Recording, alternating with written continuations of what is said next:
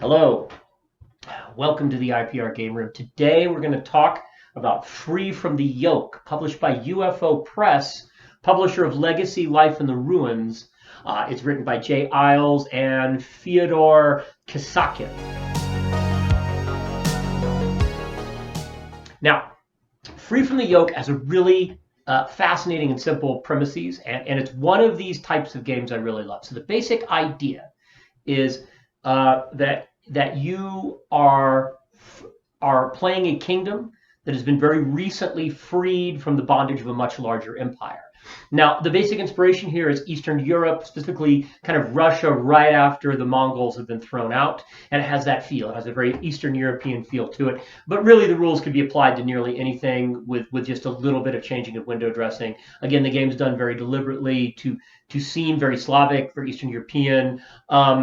But it's not really defined in those harsh terms. It's not specifically Russia. The empire wasn't specifically the Mongol Empire. But that's the general feel. And again, you could do this to simulate any huge number of things I can think of.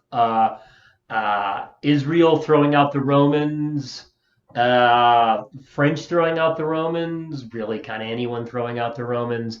But you get the general gist. So the game is based on both Apocalypse World and Legacy: Life in the Ruins in the structure, though it's a complete game. You don't need anything else to play it. In the game, one of the things I really love about it is it's a setting, a country, and a simulation game where it's also a map game. Where you create the map of your country, you literally draw out certain architectural artifacts that have been left behind by the empire that were left behind from before the empire. You do this and you define the history of the country, all as part of character creation. And you really have three types of characters in this game. You have the Arbiter, which is played by the game master, and the Arbiter is basically the executive of the country after the revolution. And there's several different types of arbiters. They all have their own moves. But we'll come back to that. The second and most important playing unit is the house, and that's actually what you play. You play a house.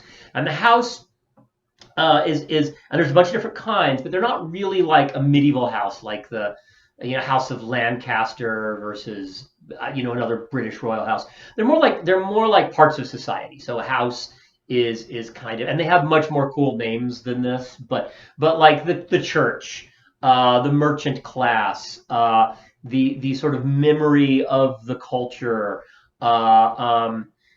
These are all sort of different houses you can play. And then finally, you have champions. Now, champions are individual characters that you create and discard or that die, because the game is played on what's called a saga. It's played on a very long term, a very large scale. And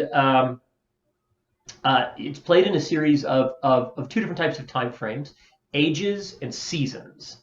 And so during the season, you use an individual champion to do a wide variety of things. And ages are really what the Arbiter uses. The Arbiter has a big project for each age. And that could be fighting a war, a large-scale expansion of the canal system, because this is Eastern Europe in the late medieval period in the sample setting, and most transportation is done by river down the Volga and what have you. It could be massive public building projects. All these things happen in ages. Individual components of them happen within seasons. And when an age ends, you determine sort of how well or how badly the Arbiter's big project has gone based on all the actions of the houses and the individual champions within the house. So champions are individual characters. They have their own moves, and there's bunch of different types of them, just like there's different types of houses with their own moves. But they come and go because after an age passes, it's time for new champions, right? They get very old, or they retire, or they die, or they're killed. So this is a really, really fascinating exploration of the whole sort of genre of what happens to a country when it's free. How free is it? Really. You've gotten rid of the bad old empire. Will you do better? Are they really gone? Are they coming back? Why did they go? You answer all these questions as you play. It's really clever and it's very sort of minimalistic as well. By which I mean, if you look at the book itself, it's not very verbose. The authors get right to the point all the time. All the time. It's very much a storytelling game, but it has also sort of a combat system based around kind of scarcity and abundance and whether champions are in play in a particular narrative scenario or not. Very interesting. It's also a very pretty book. It's a 6x9 hardcover. It has a bookmark that comes built into it, a ribbon, which I like a lot. The artwork is a mixture of this, of actual, like, I believe, probably late Renaissance Russian painting. There's quite a lot of it. And its own commissioned artwork. Oh, here's another really lovely painting. Here we are. And,